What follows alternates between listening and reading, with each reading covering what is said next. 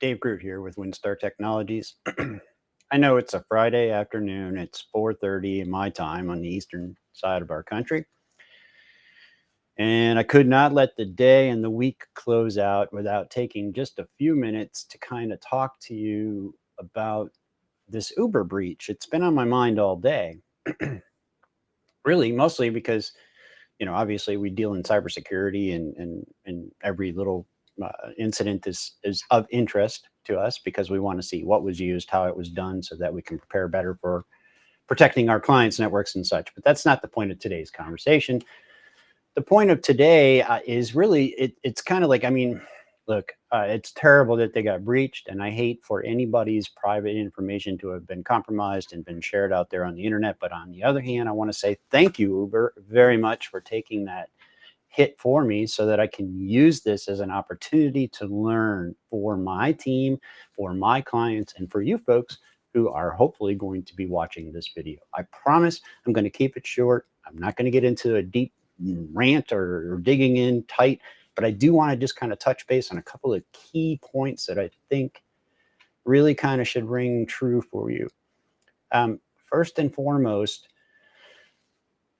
this isn't the first time Uber's been breached, which, okay, it happens. There are times where companies get breached a second time, but most often, I don't know. I can't speak to that, but I don't see how that can happen. But what I can say is this particular breach, wasn't really very overly involved. It wasn't very advanced. This could have been prevented using the most basic industry standard methods and protocols. Not hard, the things we're talking about. Simple stuff. It's crazy how easy this was for this to happen for them. It's just I can't even begin to understand how that's still happening in today's world. However, here we go. I've been having IT workshops every week.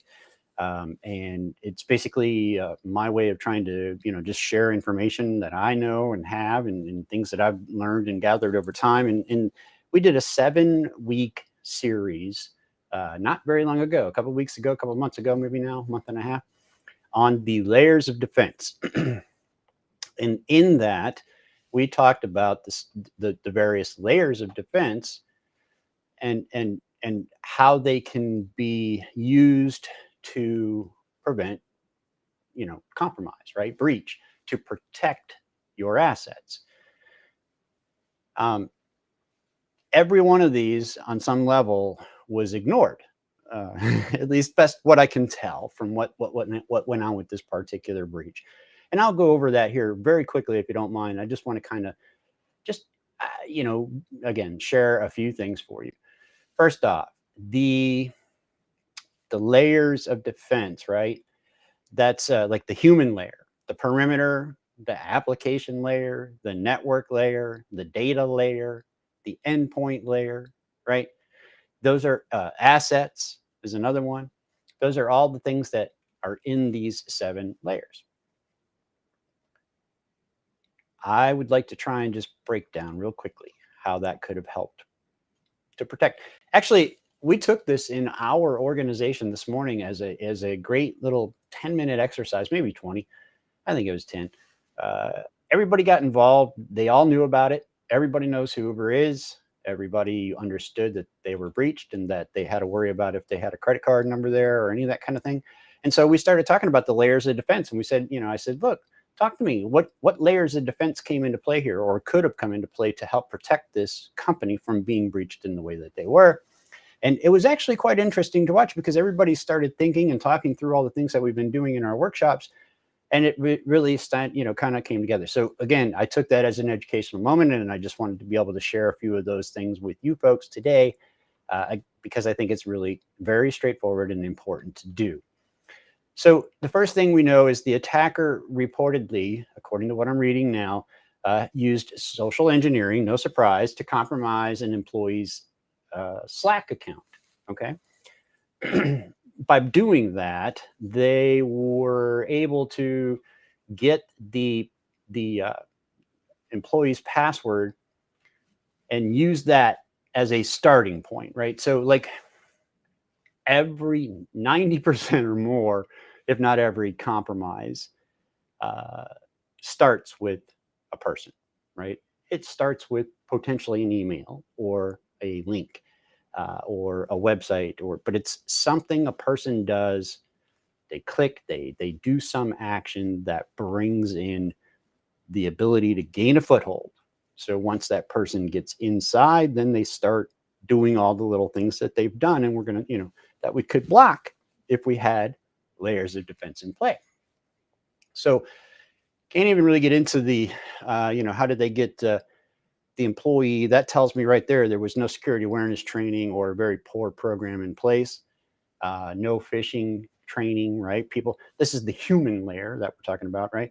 People, if you're not having that training, I looked through everything that we talked about in those workshops, and here's what I see in the human layer that either wasn't being used or wasn't being used well enough. And with the other things that we'll discuss, I do not have details. I'm making assumptions based on what the threat actor was able to accomplish. They had two-factor authentication in place, at least somewhere and somehow. However, that was somehow managing, the threat actor got past that. But, they, a password policy, like the simplest of things is, hey, folks, never type your password into any kind of communication platform, anywhere, anytime, without confirming in person to somebody that that's what you're supposed to do. There's so many other ways to take care of that. Nobody needs your password. You don't need to type it and give it to them anywhere. That's just basic stuff, right? So, the admin accounts didn't have it, the two-factor authentication, or again, they were able to get through it because generally, based on what I'm hearing, again, they found when they got into the user's account, they then gained a foothold into the network. They started enumerating. These are all the things that we've discussed. They go around and they're trying to figure out what they can see and do and find on the network. They'll start by looking locally on the machine they're in. Then they're going to look for password hashes, cache passwords. But in this particular case, they don't get detailed in what I've read, but it says here, the attacker found high privileged credentials on a network file share and then used them to access everything. Now, here's a couple of problems. My assumption is that it's not the guy found or the woman or the attacker or the team found a file with passwords in it. I don't think that's what was the case here. I think what happened is a network file share was set up, and then on a computer, it was connected to that network file share using high level credentials, right? High privileged administrative credentials to connect to that network share each and every time, as opposed to using a user account that's using the computer or some other method. And this happens quite often in the IT industry. And uh, you know, it's not it's not a good practice, but it's definitely not uncommon. IT, like, let's be clear, IT is not, their role is not cybersecurity. IT, I know, what? No, IT's role is not cybersecurity. IT's role is IT. It's to keep the systems available, make them run, keep them dependable, cheap. Like that's all their focus. Cybersecurity, their focus is strategically keeping the company safe, right? Protecting those assets. So, all right, I don't want to get into my rant. Sorry. But so network administrators weren't taught, weren't initially trained. If you've been on the job for a while, this wasn't an issue 10, 15, 20 years ago, and it was done quite often all the time. We created a share on a server. We go to the people's workstations. We connect to that share using credentials. We save those credentials. We never have to tell the user what that password is. They don't have to type it. They just open it up. Here's what happens. The user's happy because they can always get what they want. We don't get help desk calls and no tickets. And by golly, that's the goal for the day. The problem is this person, this hacker, got into this system and was able to identify that. Now, here's the second part. That's the problem with that is it appears that that password, or at least assuming they only found one set of credentials, was the same used in several different places. The company's EDR, which is their endpoint detection and response system, and Uber's Slack management console, which is, again, how this person was able to do the things that they were able to do with the Slack account. Okay. So using those same credentials, and again, I'm hitting Uber hard, and I know I'm going to say this. This is my opinion based on what I've been able to ascertain in the way of details and this hack, and I'm trying to simply compare it to the layers of defense and how that could have been stopped. But they were able to get onto their online services, right, with these same credentials, assumingly, or with some high privileged credentials that they were able to get in other ways. So Amazon Web Services and the Google Cloud, where Uber stores, guess what? Source code and customer data for their software apps. Like, Uber is not only the company that drives people around and picks up food and delivers it to you, but they are a huge software development company, right? Because what are they doing? They're internally in-house developing all that software that is used by the drivers and by the customers and by all these restaurants and what have you. So they had a place apparently set up, what I'm seeing, where they stored source code, and then they had a bug bounty program where people could look at the source code and say, hey, this is not working, or this is bad. Hey, fix this, do this, which is great. It's, it's proactive. I think that's a wonderful thing. However, this threat actor was able to get into all that and then identify what vulnerabilities were existing in those software applications that have not yet been fixed. And they were able to at least get that information. We don't know if they're going to act on any of it or anything at this point, but that's, that's kind of the extent as to where it went. Now, like, on so many levels, guys, that's just like, I'm sorry, but that's crazy talk. That should, the simplest of security plans should have taken care of that.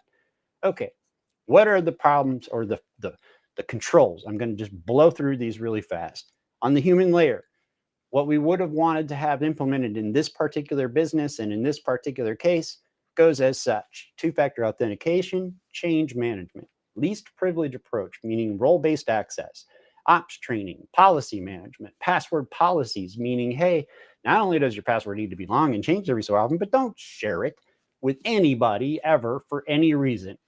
Phishing training, security training, system use warning, meaning somebody's logged in at 2 a.m. into a computer when their office hours are 9 to 5. Last login notification. This user logged into a server. What? Data loss prevention. Admin accounts need to have 2FA. Now, they say in these articles, and I'm talking about multiple sources here, that the threat actor was able to get past 2FA. That can be done, but that means that they didn't have other controls overlapping with that to help circumvent that, right? IT compliance audits and vulnerability analysis, at least on a regular basis, because if they'd have done those, they'd have known they didn't have the 18 other things I just listed set up correctly and in play. Penetration testing. Hey, have somebody else do this for you, right? Get a penetration test. Do it once a year at least. All right, guys, I'm going to go. I'm sorry. I'm ranting. Breach response. How long has this happened, and do we know that they responded properly, right? When that person's account got compromised, when did that person find out? What did they then do? How quickly did they notify? User activity monitoring, so forth and so on. Okay, for the perimeter layer, let's just talk about a couple simple things. Anti-spam filters, right? So I don't know, this didn't necessarily come in by way of email, but like, if you had protections similar to anti-spam in play with your communications platform, as well as your, and there are systems that stretch out past email that'll do the same functionality and give you the same levels of protection that would have stopped potentially the compromise of the password to begin with. Firewall patching. Okay, look, firewall let all this through, everything, the activities or whatever they did. there's no patching, there was probably no filtering, or it wasn't set up correctly, or they were missing something. Firewall, internet intrusion protection service, right? Stateful packet inspection, antivirus, data loss prevention, intrusion detection. Hey, somebody's in our network where they shouldn't be. Firewall log collection, and therefore reading for anomalies, right? Okay, the application layer, line of business software management. These folks are creating software. So not is it just their CRM or their ERP or accounting package or any of that. It's the software. So that's line of business. They need to have better processes in place for understanding what code is out there on the internet and what people can get to. Patch management, server maintenance, application whitelisting, right? Server monitoring, app monitoring. Put in some honeypots. Let them get stuck for a minute. Then I can get alerted and we can find out. On the network side of things, at the network layer, network segmentation would have helped.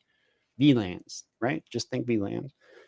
Router patching, switch patching, log collection, again, forensics, a SIM, security information and event monitoring. And then maybe even a security operations center looking at that stuff and understanding when it's not right. And for Uber, they should have had that. A security operations center. I mean, company that size, that's there. They should be there. The data layer, at the very least, data asset management, data destruction, drive encryption, and backups. There's, pick 2 of 4, right? Archival, nearline, offline, offsite. Hey, these were all covered in our IT workshops. And I'm telling you, we will be holding these again. So if you're interested, please come by and check them out. I think it'll be helpful. The endpoint layer. Okay, we're almost done, guys. I'm telling you, it's Friday afternoon. Application whitelisting, ring fencing, stopping malicious downloads or isolating the browser, looking at anti-tampering. Are they disabling something, one of our systems, or antivirus, or we need to make sure we're aware of that. Having heuristic and signature-based, as well as behavioral monitoring and machine learning antivirus systems, extended EDR kind of stuff. And the list goes on and on and on and on. Okay, folks, look, I'm done. I know I get all jumpy and I'm passionate, and I know I apologize for that, but I want to tell you this stuff, man. I mean, this is a real deal. Like, this was really blatantly somebody just wasn't paying attention. I'm sorry. There's no other way to say that. I often will say, part of our slogans and even on my LinkedIn page, I think if you get breached, right, no fault of your own, are they going to call you stupid or irresponsible? Well, I mean, that sounds harsh and cold, but I'm telling you what the facts are is we see these breaches happening every day. So we can't really anymore say we're not aware of it, right? And if we're not doing anything about it, this isn't a judgment. This is the reality. Like, you're leaving yourself wide open for a problem you really don't want to have. And it's super duper easy to stay on top of that and not have it. It's way less expensive to prevent than it is to fix and remediate and recover. It's way less expensive reputationally. It's way less expensive productivity. It's way less expensive money. You cannot put a list on that.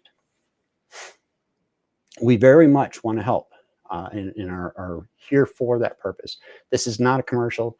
I'm not doing this because I'm trying to sell, but I do want you to know, if you would like to, you can go to our website and sign up for a free cyber audit so that we can then give you the findings of this penetration testing and this audit and assessment.